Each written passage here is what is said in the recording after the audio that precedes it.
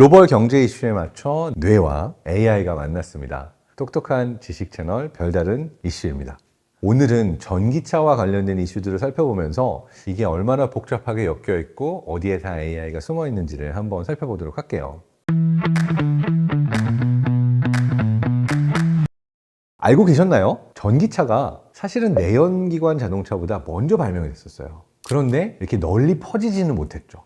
일단 자동차 회사들이 석유를 기반으로 내연기관을 돌리는 게 더 유리하다고 판단했었던 것들이 있고, 또 모든 기술은 관성이 있어서 일단 비즈니스가 돌아가기 시작하면 사람들은 바꾸는 걸 싫어합니다. 우리도 그렇잖아요. 제일 스트레스 받는 게 언제예요? 직장 옮기거나 이사를 가야 되거나 뭔가 나에게 익숙한 무언가를 바꿔야 돼. 엄청 스트레스 받죠. 그래서 일단 돌아가기 시작한 모델을 굉장히 오랫동안 자동차 회사들은 바꾸고 싶어 하지 않았어요. 그런데 최근 들어서 거의 모든 자동차 회사들이 다 내연기관 자동차를 더 이상 만들지 않고 전기차로 넘어간다라고 얘기를 하고 있습니다. 대체 왜 이들이 바뀌게 된 걸까요? 이 전기차가 갑자기 대세가 된 이유는 여러 가지가 있습니다. 전기차 하면은 우리는 일단 테슬라부터 떠올리면서 주가가 올라가다가 지금 잠깐 주춤했지만 계속 우상향으로 가고 있긴 한데요. 처음부터 그랬던 건 아니고, 처음에 일론 머스크가 이 전기차 아이디어를 가지고 나왔던 당시에는 사실 대부분의 자동차 회사들은 굉장히 회의적이었어요. 실패하면 거봐라 손가락질할 준비들을 하고 있었는데, 지금은 성공한 케이스가 되기는 했죠. 그리고 정말 모든 자동차 회사들이 이제 전기차로 넘어가기 시작했습니다. 근데 자동차 회사들이 보통의 경우에는 이러한 결정을 내리기가 쉽지 않습니다. 왜냐면 지금 현재 돈을 벌고 있는 대부분은 내연기관 자동차를 팔아서 벌고 있거든요. 그러니까 전기차로 갑자기 바꾸려면은 생산 시스템 자체를 보통 손대야 되는 게 아니라 어마어마하게 많은 것들이 바뀝니다. 그래서 최대한 바꾸지 않을 수 있으면 끝까지 바꾸지 않겠다라고 버텼음에도 불구하고 이제는 다 바뀌게 됐는데, 그 가장 큰 이유는 지금 지구가 멸망하기 직전이다 라고 공포감을 느낄 만한 그러한 이슈가 있었는데, 그게 바로 탄소 배출로 인해서 지구의 온도가 계속 상승하고 있는 거죠. 사실 200년 전만 해도 다른 일들을 과학자들이 걱정했어요. 인구는 계속 늘어나는데 식량이 모자라면 우리는 다 굶어 죽거나 질병과 기아 이런 것들이 오게 되는 게 아닌가라고 했는데, 출산율 증가는 조금씩 줄어들기 시작했고, 선진국을 중심으로 식량 생산량은 녹색혁명으로 인해서 기하급수적으로 올라가게 됐죠. 그런데 지금은 계속해서 탄소 배출이 늘어나면서 지구의 기온이 계속 상승하고 있는 거예요. 그래서 이 추세대로 가게 된다면 2100년도까지 몰디브 이런 섬나라는 말할 것도 없고, 이태리, 밀라노, 그리고 우리나라의 인천, 부산 같은 경우도 전부 다 바닷속에 잠기게 된다라고 하는 모델링 결과가 나왔습니다. 한두 명의 과학자만이 아니라 전 세계 과학자들이 모여서 이거는 인간의 역할이 크고 정말 이 추세대로라면은 인류가 어마어마한 재앙에 부닥치게 된다라는 것에 이제는 확신이 오기 시작한 거죠. 그리고 그 시작을 우리가 이미 경험하고 있는지도 몰라요. 매년 역사상 가장 더웠던 여름, 한 번도 보지 못했던 태풍, 산불, 발등에 불이 떨어진 거예요. 그러다 보니까 2050년까지 아리백, 이건 뭐냐면 에너지 생산을 100% 재생 가능한 에너지로 돌린다. 태양열, 태양광, 수력, 풍력 발전. 그래서 더 이상 탄소 배출을 하는 형태로 발전하지 않겠다. 이런 목표도 세워졌고, 바로 다름 아닌 파리 기후협약에서 우리가 모두 다 탄소 배출을 줄여야 된다 얘기를 했어요. 그 협약의 결과물로 직격탄을 맞게 된 게 바로 자동차 회사들이에요. 그러니까 가솔린이나 아니면 디젤로 돌아가고 있는 자동차들은 운행을 하면은 탄소를 내뿜을 수밖에 없고, 그렇게 되면은 자동차 회사들이 차 한 대를 팔 때마다 내야 되는 돈이 생기게 되는 거죠. 그래서 각국마다 내연기관차 생산 중단을 발표했어요. 노르웨이와 네덜란드 같은 경우는 2025년까지 내연기관차 생산을 중단하겠다라고 이야기를 했고요. 영국, 스위스, 스웨덴, 독일 같은 경우는 2030년도까지 내연기관차 생산을 중단하겠다.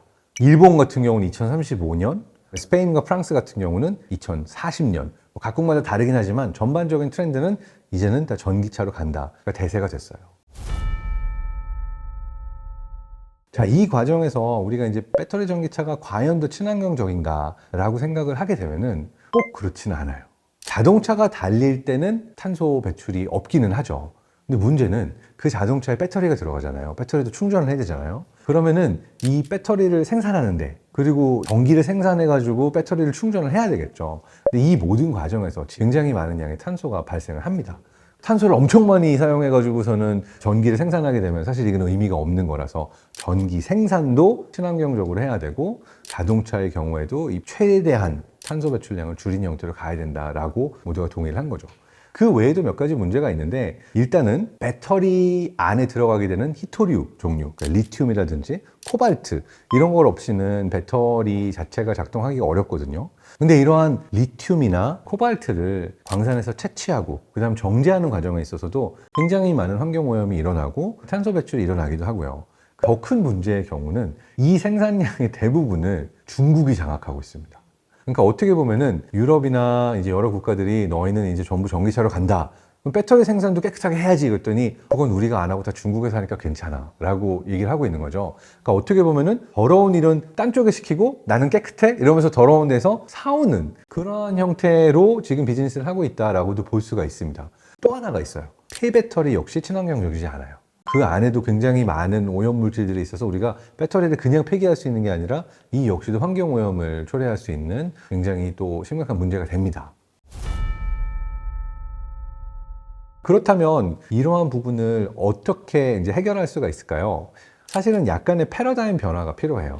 그러니까 우리가 처음 질문은 왜 내연기관차가 전기차로 바뀌냐라고 하는 질문에서 시작을 했지만 이 문제의 핵심에는 결국은 에너지가 있는 거예요.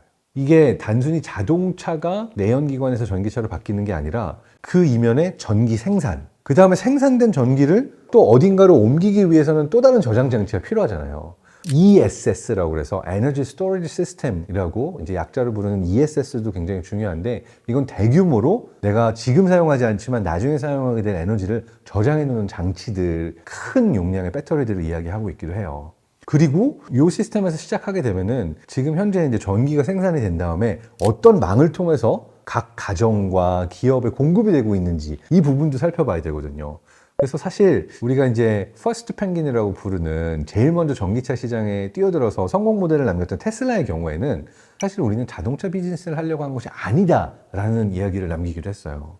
그러니까 비즈니스의 핵심은 어떻게 보면은 에너지 사업이지 자동차 모빌리티 사업이 아니다라고 얘기를 하는 거죠. 그러니까 배터리를 충전도 해야 되고 전기를 생산해서 사용하는 쪽으로 여러 이동이 이루어져야 되는데 그 과정에서 우리가 모두 타고 다니는 자동차라든지 어떤 물류 시스템 자체가 에너지를 나르기 위한 수단이 될 수도 있는 거죠. 그렇게 되면 이제 파워월 사업이라고 그래서 각 가정들의 이런 ESS를 공급하는 사업도 테슬라가 같이 하고 있고 그래서 이 시스템 자체를 배터리 기반으로 돌아가는 전기차 시스템하고 연결하는 거대한 밸류 체인을 구축하려고 하는 큰 그림을 일론 머스크는 그리고 있기도 합니다. 결국 전기차를 도입한다는 것은 기후재앙을 막기 위한 몸부림, 탈출 스퍼트 뭐 이렇게 볼 수도 있지만 그 이면에는 에너지 사업 그리고 전기 생산과 이것을 어떠한 방식으로 분배하고 연결하고 하는 또 다른 그리드와 관련된 문제들이 있는 거고요.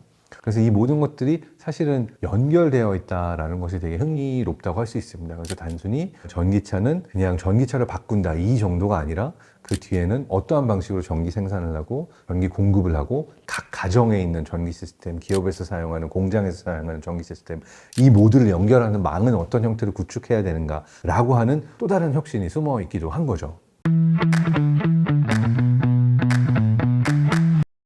오늘 이야기가 어떻게 보면은 굉장히 복잡하게 여러 주제들을 많이 건드리긴 했습니다만 이것이 보여주는 바는 미래 신사업 그리고 우리가 살게 될 미래에는 어느 한 가지 문제만을 기존의 방식으로 해결할 수 있는 것이 아니라 모든 것들이 다 연결되어 있다라는 부분을 볼 수가 있어요. 뇌와 AI가 만난 똑똑한 지식 채널 별다른 이슈, 별다른 일이 없으시면은 구독, 좋아요, 알림 설정 해주시고 다음 시간에도 또 봐주세요. 감사합니다.